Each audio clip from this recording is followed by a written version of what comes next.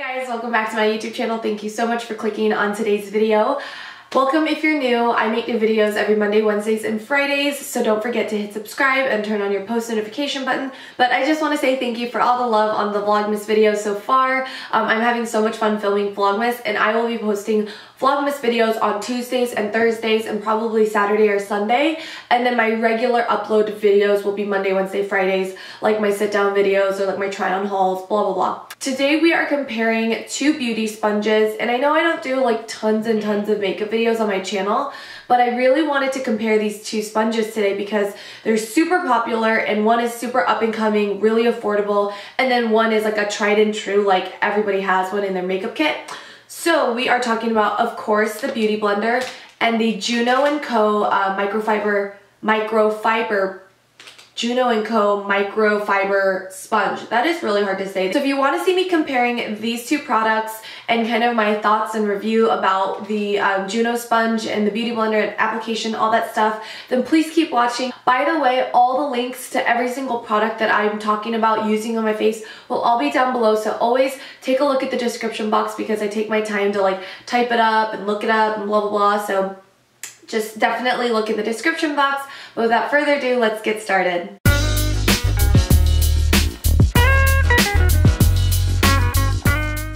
I think it was Kathleen Lights who really kind of introduced me to the Juno&Co sponge. Now, I've been kind of like watching it. I've been keeping my eye out for like different videos on YouTube, and then I came across the Juno Sponge Challenge, which is like a video about applying your entire makeup with this little microfiber sponge. So I was like really interested after that. I wasn't planning on doing the sponge challenge, but if you want me to, comment down below, let me know. So I look online and it's only $6. Like, that is insane. So in order to get free shipping, I purchased some other things on their website. I got the Velvet Sponge, which is what I use today because I thought it looked closest to the Beauty Blender.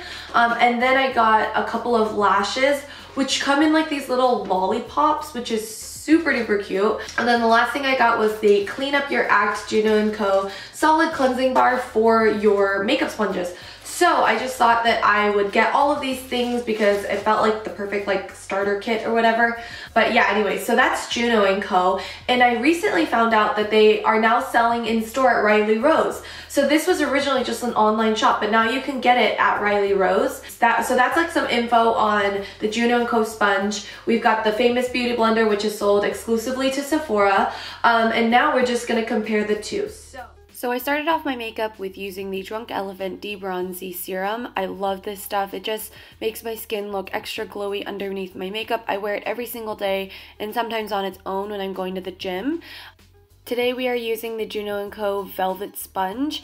This is my first time trying it out, and my first impression of the feeling of the sponge was that it is very squishy. Compared to the Beauty Blender when it's dry, the Juno&Co sponge definitely squishes a lot more, so that when you do wet it and you damp it up, it is incredibly squishy. But let's go ahead and start our application. I went in with my Giorgio Armani Luminous Silk Foundation in the shade number 6 today, just because it's one of my favorite foundations. It's a foundation that I know that looks good on my skin, and I also know the application between a brush and the Beauty Blender, so I thought it'd be interesting to try it out with the Velvet Sponge. I know that on camera you won't see a huge difference, but I will say this. Initially, this sponge doesn't soak up as much foundation as the Beauty Blender does. Like, I don't know if you guys can see it on the camera and like during my demo, but this sponge just gave me way more of a flawless application, and like less product was soaked up. When you compare it to the Beauty Blender side, this side just looked a lot more sheer. Like, it looked almost diluted to me in real life. I just did my full foundation application.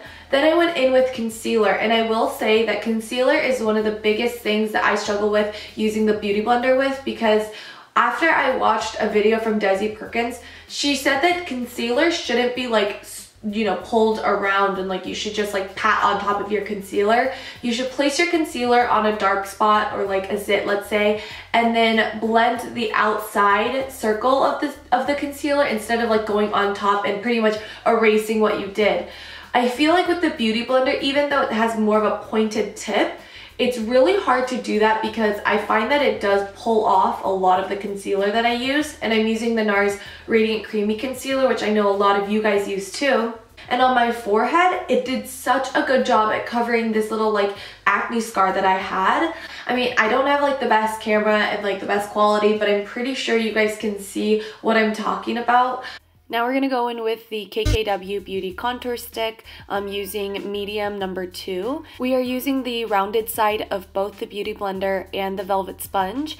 And I will say that it took me a lot faster to blend out the Beauty Blender side. The Velvet Sponge took me a little bit longer to blend out the contour, but a part of me felt like the reason for that is because the Beauty Blender was sucking up products, and I do find that the Velvet Sponge does a really great job with cream products. I think you can even see that the left side of my face is definitely a little bit darker in terms of contour, but let's move on to the setting powder. So I'm using the Beauty Bakerie Makeup Setting Powder, the Flower Powder, and the Velvet Sponge definitely gave me a smoother application. It's definitely not as patchy as the Beauty Blender side. Now I know that setting powder is all going to come off, and especially when you use a translucent one, it's not the biggest deal, but the fibers on the velvet definitely lays down the powder in a more even coat. When I lay down my baking powder with a Beauty Blender, sometimes it's patchy in the beginning and then it shears out towards the end. But let's move on to my eyes. I'm just going to quickly show you my everyday eye, which is using Toasty in the Sigma Warm Neutrals Volume 2 palette. I am obsessed with this palette, and if you don't have it in your collection, you definitely need it. It's like a modern renaissance met the Sultry palette from Anastasia Beverly Hills. I'm using the shade Toasty in my crease, and this is what I use every single day pretty much. And then I go in with the shade Bittersweet, and I use that as a lid shade. It's just a gorgeous pigmented coppery shade, really easy to use. It's not like one you have to spray with a setting spray to get the pigment, so it's very user friendly. You can always save 10% off with the code in my seams.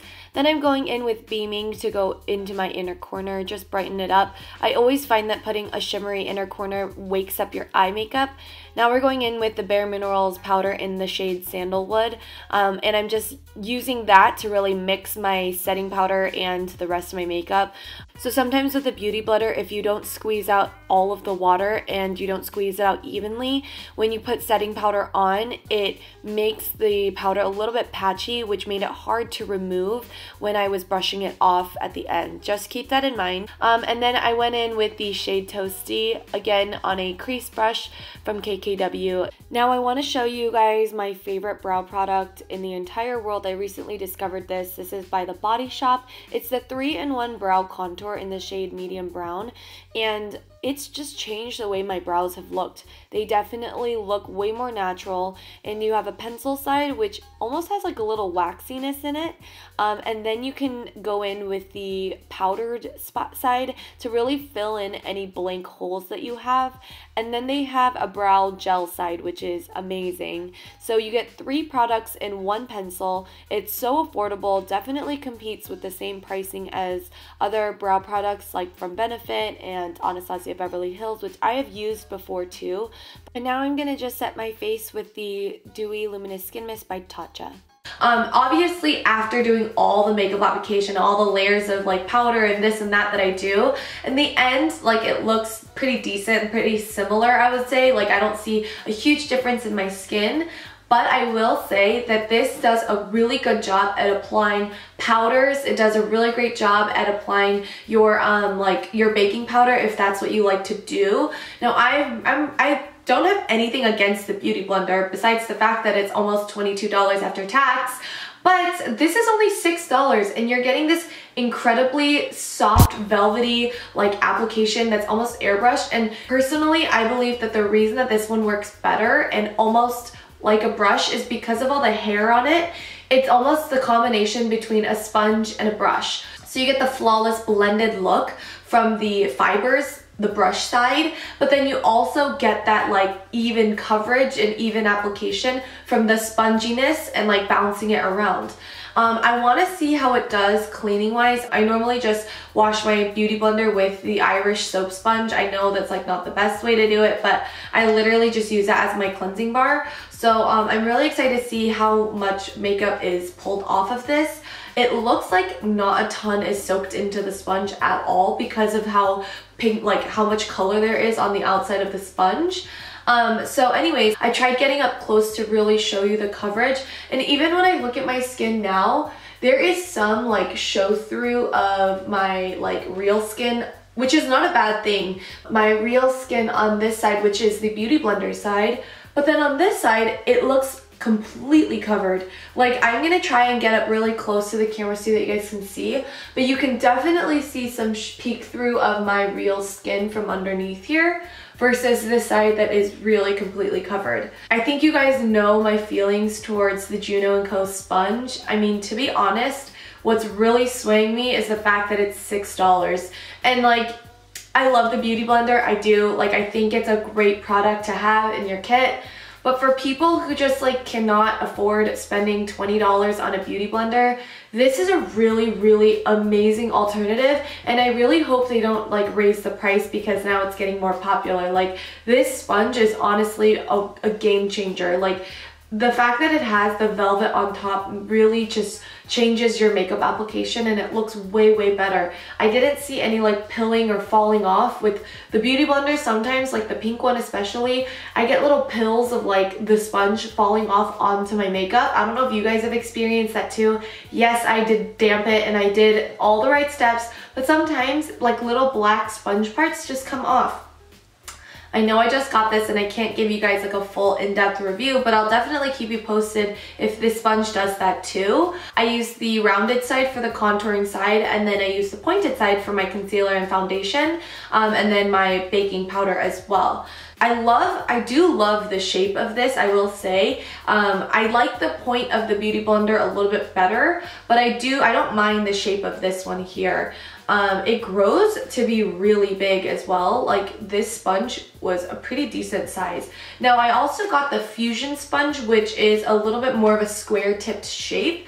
If you guys want me to do another video using that one, please let me know in the comments down below. But for the most part, like, you guys, honestly, this is so worth your money. And if, like I said, if you're looking to get anything for Christmas for a friend who loves makeup or is a aspiring YouTuber or makeup guru, then I highly recommend getting them one of these. It's not expensive at all. So definitely check them out. I'll leave a link to their website in the description below. I'm not getting paid to say any of this. I purchased this all with my own money, and I'm just giving it my honest review. I definitely will be purchasing more of these over the Beauty Blender. That's just me personally. I think that's what I'm gonna end up doing just because it's so inexpensive. But yeah, that is kind of like my final first impression slash demo and review of the Juno&Co sponge versus the Beauty Blender. If you found this video helpful, please give this video a thumbs up. Let me know if you guys have ever heard of the Juno&Co sponge, if it's something that you're interested in. If you like more makeup reviews and comparisons on my channel, then please let me know in the comments down below. Don't forget to follow me on Instagram, Snapchat, and Twitter, which are also down below. The links there are in the description. But that is the end of my video. I hope you guys enjoyed it, and I will talk to you guys all in the next one. Bye!